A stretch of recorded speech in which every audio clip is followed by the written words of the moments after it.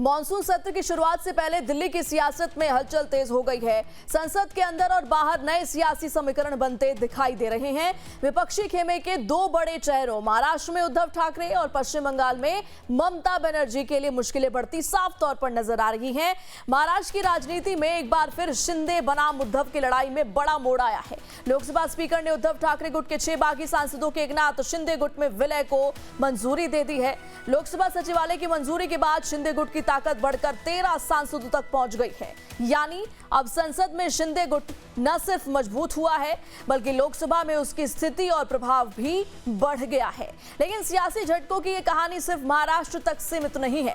पश्चिम बंगाल की राजनीति में भी बड़े संकेत मिल रहे हैं। ममता बनर्जी की पार्टी टीएमसी के अंदर जारी खींचतान के बीच बागी सांसदों को लेकर बड़ा फैसला हुआ है। एनसीपीआई को सर्वदलीय बैठक का न्योता दिया गया है। यानी मॉनसून सत्र शुरू होने से पहले ही संसद के भीतर सियासी बिसात बदलती दिख रही है। और इसी खबर पर ज्यादा जानकारी के साथ हमारे संवाददाता कमलेश सिंह जुड़ चुके हैं। कमलेश, देखिए इतना तो साफ है कि मॉनसून सत्र की शुरुआत होने वाली है और शुरुआत से पहले ही भूचाल दिख रहा है, हलचल काफी तेज हो गई है।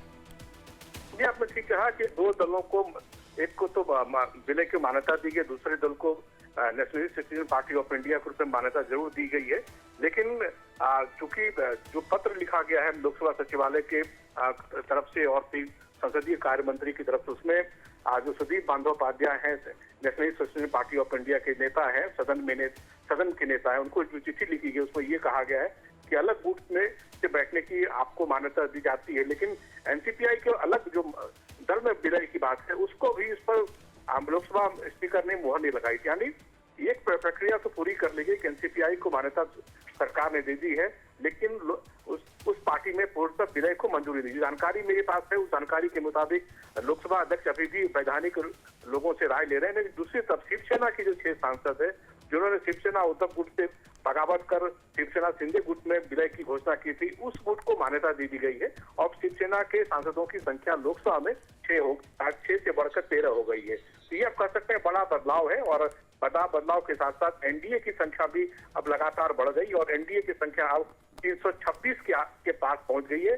जो पहले आपको याद होगा कि ये संख्या इस दोनों विलय से पहले 302 का हुआ करता था, वो 326 से पहुंच चुकी है। बिल्कुल ठीक कहा कमलेश आपने। इन तमाम जानकारियों के लिए आपका बहुत बहुत शुक्रिया।